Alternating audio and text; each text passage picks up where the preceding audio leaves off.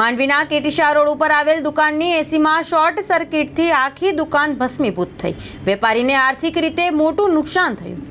માંડવી શહેરના કેટીશા રોડ ઉપર આવેલ ધાર્મિક કોમ્પ્લેક્સમાં હર્ષદ ગઢવીની દુકાનમાં બપોરે 2 વાગ્યાની આસપાસ આગની ઘટના બની હતી. બનાવ અંગેની જાણ માંડવી નગરપાલિકાના કારોબારી ચેરમેન વિશાલ ઠક્કરને થતાં તેમણે તાત્કાલિક માંડવી નગરપાલિકાના ફાયર વિભાગના ભૂપેન્દ્ર સલાટને જાણ કરતા 2 ફાયર બ્રિગેડ ઘટના સ્થળે પહોંચી ગયા હતા અને આગ પર કાબુ મેળવવાના પ્રયાસો હાથ ધર્યા હતા. બપોરે દુકાનદાર પોતાની દુકાનમાં એસીમાં રિપેરિંગ કામ કરતો હતો ત્યારે અચાનક શોર્ટ સર્કિટ થતાં તે ગંભીર રીતે ઘાયલ થતા સારવાર માટે હોસ્પિટલ ખાતે લઈ જવામાં આવ્યા હતા.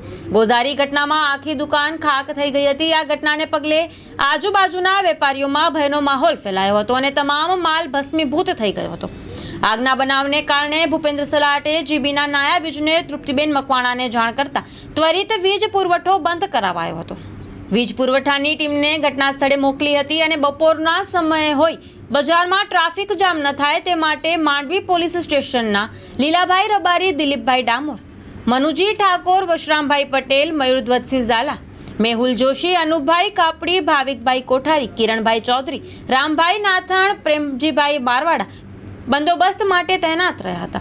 ઘટના સ્થળે સત્તાપક્ષના નેતા લાંતિક શાહ, કાઉન્સિલર પારસ સંઘવી, પૂર્વ ઉપનગરપતિ નરેન સોની મદદરૂપ બનેલ હતા. માંડવીના ધારાસભ્ય અનિરુદ્ધભાઈ દવે, નગર પ્રમુખ હરેશ વિંજોડાએ આગના બનાવની જાણકારી મેળવેલ હતી.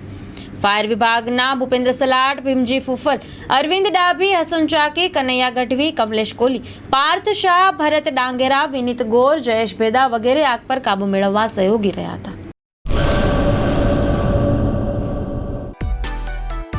માં motor driving, safe and sure driving. Driving એ શોખ સાથે આપની મોટી જવાબદારી પણ છે.